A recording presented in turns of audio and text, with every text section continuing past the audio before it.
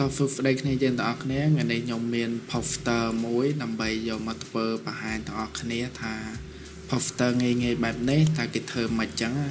ចឹងដើម្បីធ្វើ poster បែបនេះបានទាំងអស់គ្នាចូលមកក្នុងកម្មវិធី Photoshop របស់យើងមកតមកទាំងអស់គ្នាបង្កើត document មួយដែលមានទំហំ2000 pixel គុណនឹង2000 pixel color mode គឺយើងយក RGB តមកយើងចុច create តពីបានកិច្ចការងារទាំងអស់គ្នាចឹងមកហើយទាំងអស់គ្នាត្រូវរករូប reference ដែលទាំងអស់គ្នាចង់ធ្វើមកឧទាហរណ៍ខ្ញុំមាន poster ប្រភេទនេះ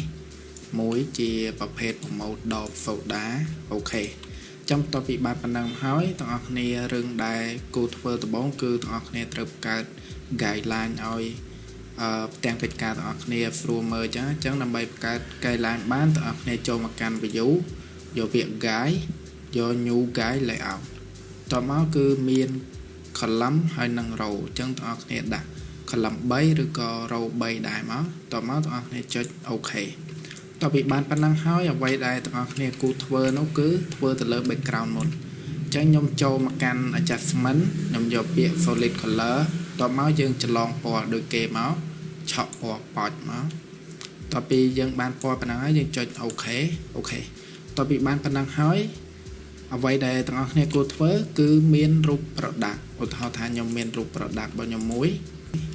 អញ្ចឹងខ្ញុំតម្លាក់រូបខ្ញុំចូលហើយអញ្ចឹងយើងត្រូវ align រូបរបស់យើងឲ្យនៅកណ្ដាលអញ្ចឹងដើម្បី align រូបយើងឲ្យនៅកណ្ដាលបានទាំងអស់គ្នាចុច Ctrl A តបមក align វានៅកណ្ដាលមកតបមក dot select គឺ Ctrl D អូខេនៅពេលដែលបានប៉ុណ្ណឹងហើយទាំងអស់គ្នា scale រូបយើងរាងតូចបន្តិចមកបរូមវាឲ្យនៅកណ្ដាល scale វានៅកណ្ដាលអូខេបានប៉ុណ្ណឹងហើយទាំងអស់គ្នាត្រូវធ្វើ from out ឲ្យរូបរបស់យើងអញ្ចឹងដើម្បីធ្វើ from out បានគឺខ្ញុំប្រើ exposure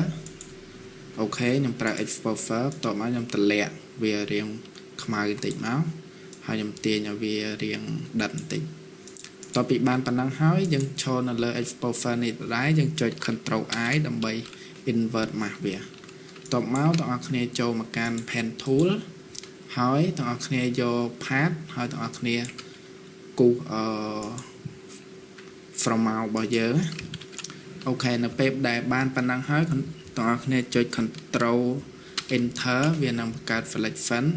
តបមកទាំងអស់គ្នាចុច Ctrl I ដើម្បី invert mask ហ្នឹងឲ្យខ្មៅអូខេបានប៉ុណ្ណឹងហើយយើងដោះ select ចេញមកអញ្ចឹងគឺបានប៉ុណ្ណឹងអត់ទាន់ហើយទេវាតែ from out រឿងឆ្កងអញ្ចឹងទាំងអស់គ្នាចុច for Ctrl 40តបមកទាំងអស់គ្នាចុច Ctrl ឲ្យជាប់ដើម្បីទាញ from out យើងឲ្យមើលទៅឃើញស្អាតអញ្ចឹងណាអូខេអញ្ចឹងទាញមក form ភ្នែកមកឥឡូវខ្ញុំទាញឧទាហរណ៍ថាខ្ញុំយកប៉ុណ្នេះអូខេដល់ពេលដែលបានប៉ុណ្ណឹងហើយទាំងអស់គ្នាត្រូវប្រើប្រាស់គឺផាត់វាឲ្យស្មៅយើងឲ្យឃើញស្អាតអញ្ចឹងទាំងអស់គ្នាចូលមកកាន់ brush tool ឬក៏ shortcut របស់វាគឺ Alt B អញ្ចឹងទាំងអស់គ្នាត្រូវតម្លាក់ flow ឲ្យនៅ file ប្រហែលជា50ឬក៏ file មកហើយ quality គឺទាំងអស់គ្នាតម្លាក់នៅ file 8ឬ9អីចឹងមកតបមកទាំងអស់គ្នាផាត់វាចឹងដើម្បីផាត់បានគឺទាំងអស់គ្នាប្រើផ្ទៃពណ៌ខ្មៅដើម្បីប្រាស់វាចឹងណាអញ្ចឹងទាំងអស់គ្នាប្រាស់តិចមកអូខេនេះប្រាស់តិចចឹងមកបើមើលទៅវាអត់ទាន់ស្អាតទាំងអស់គ្នាព្យាយាម detail វាបន្តិចចឹងទៅ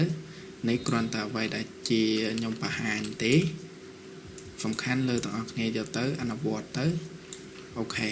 នៅពេលដែលបានប៉ុណ្ណឹងហើយយើងចង់ឲ្យ from out របស់យើងឲ្យរាងខ្មៅជាងនឹងបន្តិចទាំងអស់គ្នាចូលមកកន្លែង blending mode នេះទាំងអស់គ្នាដូរមកកាន់ multiply កន្លែងដូរមកគឺ from out យើងរាងខ្មៅហើយអញ្ចឹងឧទាហរណ៍ថារាងនៅ flat ទាំងអស់គ្នា Ctrl J មួយទៀតមកដើម្បី copy មកវាកាន់តែខ្មៅប៉ុណ្ណឹងអញ្ចឹង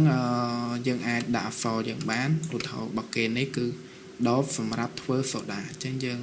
ដាក់ for មួយមកឧទាហរណ៍ថា dot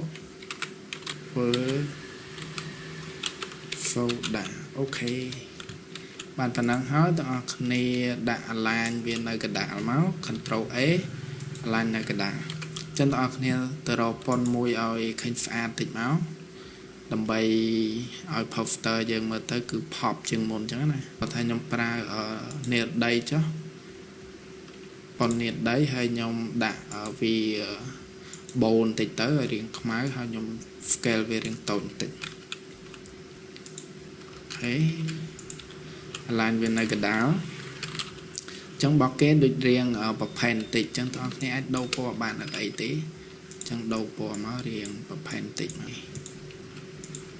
អូខេចឹង sell វាមកចឹងគឺ poster យើងគឺចប់ហើយសង្ឃឹមថាវីដេអូមួយនេះមានប្រយោជន៍ទៅដល់គ្នាយើង